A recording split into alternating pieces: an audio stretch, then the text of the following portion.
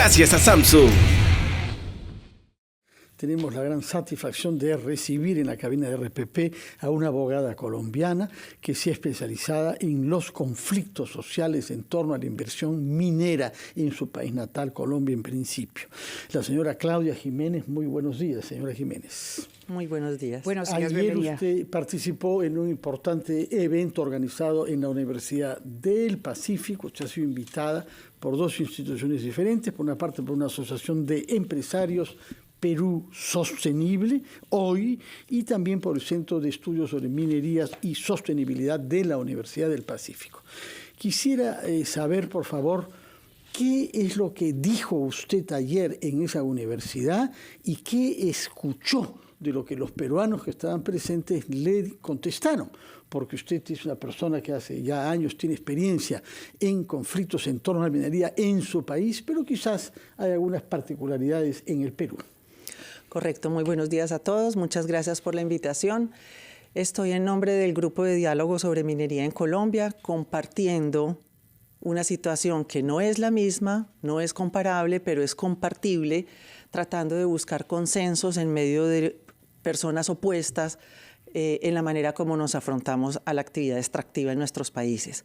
Entonces, tengo el honor de ser la directora ejecutiva de una organización pluriactor, multidisciplinaria, donde estamos representados los empresarios, la academia, los ambientalistas pro industria, anti industria, la iglesia, los campesinos, la sociedad civil, exministros de minas. Es un espacio de diálogo realmente diverso, en donde con empatía, con respeto, pero teniendo muchas diferencias, estamos aprendiendo ya desde hace 9 años a caminar juntos y a tratar de buscar lo que nos une y no necesariamente lo que nos separa.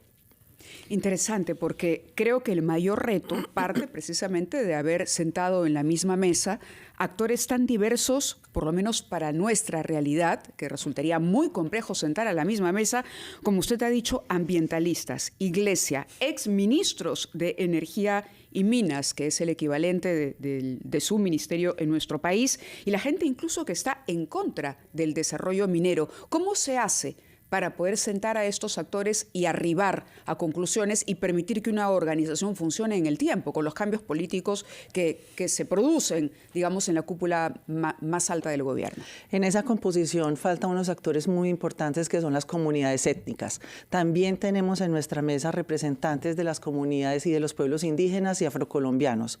¿Cómo se hace? Con convicción, con voluntad, con método, con facilitadores. Vamos al método. Bueno, hay un método para hablar. Hay un perfil de personajes que pueden clasificar con mucha convicción y con mucha pasión, como todos los que estamos sentados en esa mesa, podemos expresar nuestra manera de aproximarnos a las industrias extractivas, pero también somos personas abiertas, democráticas, profundamente democráticas, que con interés y respeto escuchamos el punto de vista de los demás, buscamos consensos y luego queremos tener una capacidad de incidencia. El método está inventado.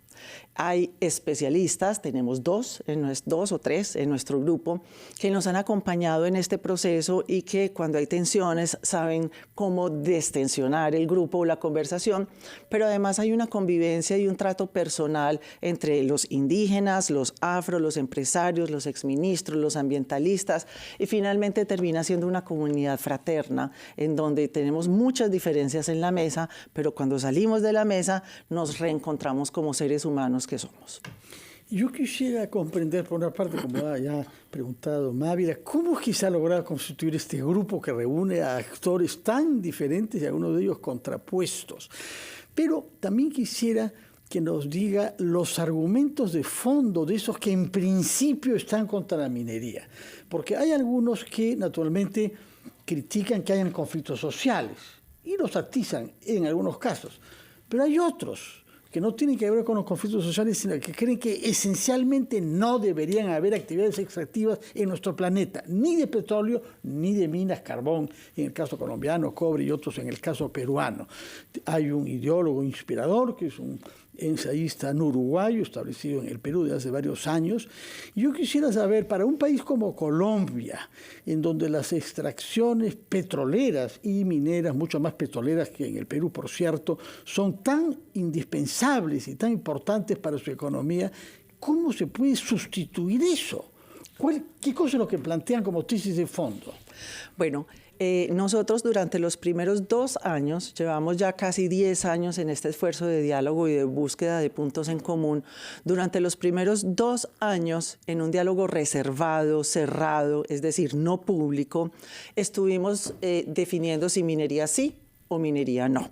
Y no fue fácil porque tenemos, por ejemplo, las comunidades étnicas tienen una cosmovisión a partir de la cual la madre tierra se respeta, es su casa y no necesariamente debe explotársele desde el punto de vista empresarial.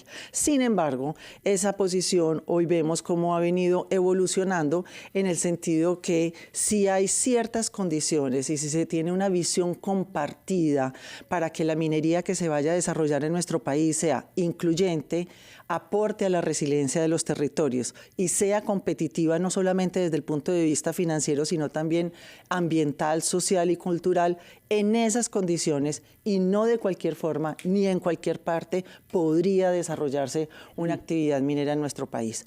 Colombia es un país que tiene 39% de tasa de pobreza, de índice de pobreza. Aún tenemos unos retos enormes por superar desde el punto de vista de la igualdad y de la equidad.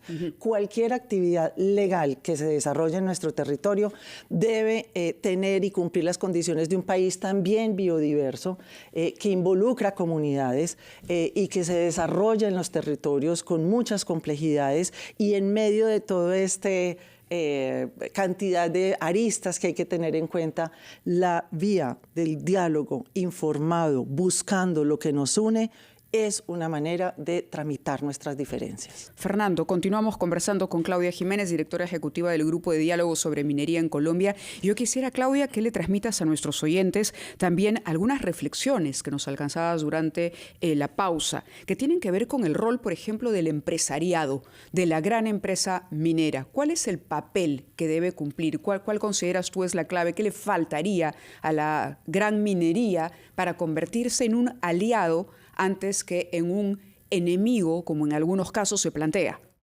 La invitación es a jugar un rol más allá de ser un actor económico en los territorios.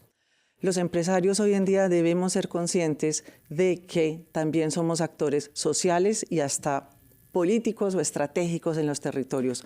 Donde hay minas o donde hay yacimiento minero no puede haber pobreza, no puede haber una actividad boyante con muchísimas inversiones, con alta tecnología, con mucho conocimiento, con altas capacidades en medio de una población pobre. Es una filosofía de generar valor compartido. Está bien que al negociante y al empresario le vaya bien, pero está mal que le vaya mal a la sociedad que está en su entorno. Entonces, los empresarios, la invitación es a que jueguen un rol transformador, comprometido con su entorno. No es solamente una responsabilidad del Estado generar riqueza para el bienestar de las comunidades, también es una responsabilidad del empresariado. Las instituciones son de todos. Todos debemos participar, apoyar, respaldar el buen funcionamiento transparente, pulcro, técnico de las instituciones que están en los territorios para que todos creamos en ellas y necesitamos esas reglas de juego, necesitamos ese árbitro, necesitamos ese Estado robusto, confiable, transparente. No voy a decir que es así en todas partes del territorio colombiano, pero es importante que haya esa filosofía y esa mentalidad de alianzas socio-público-privadas, alianzas entre el Estado, el sector privado, en beneficio de las comunidades. Uno de los argumentos que se usan quienes se oponen a la actividad extractivista en sí misma, al margen de las circunstancias en que se lleva a cabo, es el tema del calentamiento global.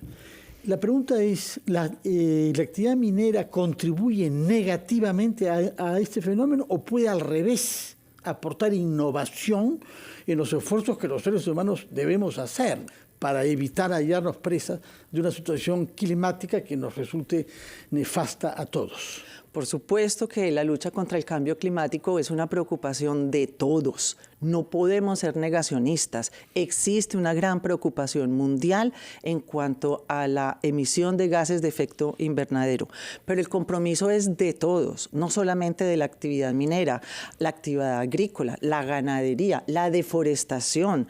Hay muchas otras actividades que también generan no solamente emisión de gases de efecto invernadero, sino también polución, contaminación del aire, de la calidad del aire, los grandes vehículos de transporte, etcétera. Entonces, todos debemos poner nuestro granito de arena.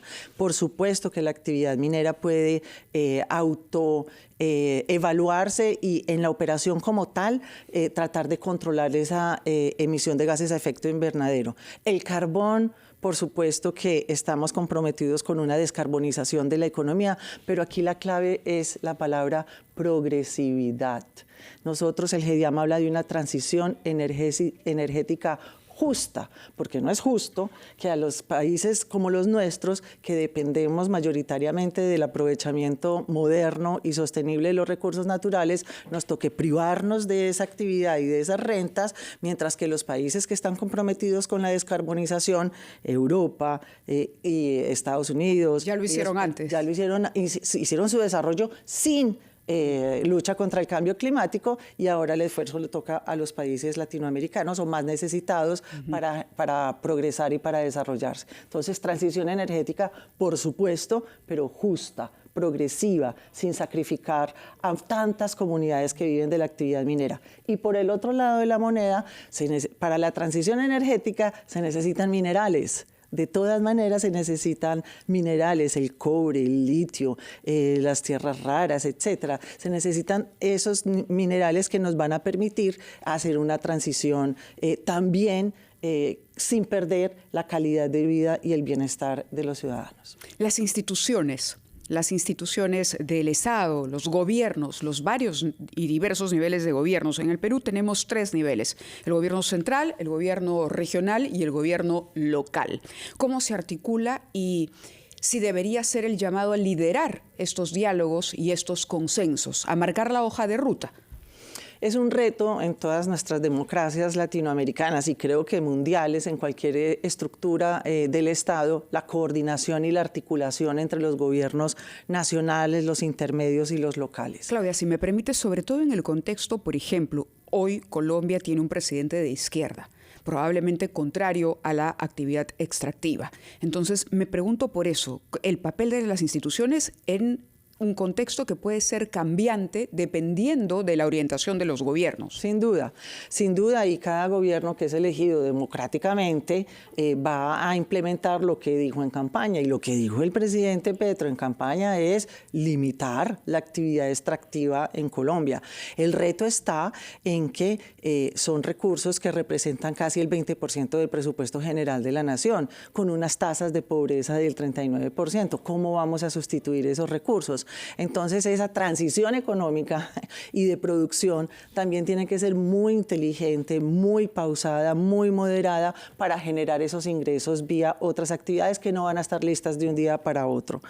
Pero las instituciones, que era su pregunta, son claves, son muy importantes. Un presidente es el presidente de todos los ciudadanos que votaron por él o que no votaron por él. Entonces hay que establecer y cumplir esa función de Estado, establecer las reglas de juego, regular, supervisar, controlar y permitir que las actividades se desarrollen correctamente. En el GEDIAM, en nuestro grupo de diálogo no está sentada las autoridades públicas, está sentada la sociedad en su conjunto, que está involucrada directa o indirectamente por la actividad minera. Y lo que hacemos son propuestas de elementos de política pública que salen de un mini país. El GEDIAM es un mini país. De acuerdo, ahí Claudia, estamos todos. Muchísimas gracias por tu presencia y por tu participación también en este evento de ayer en la Universidad del Pacífico. Quedan temas pendientes para tu próxima visita, que esperemos que sea pronto, sobre inversión extranjera, sobre informalidad y sobre impuestos. No se puede abordar todo en el tiempo que nos es impartido. Muchas gracias, Claudia Jiménez, y buena estadía en el Perú.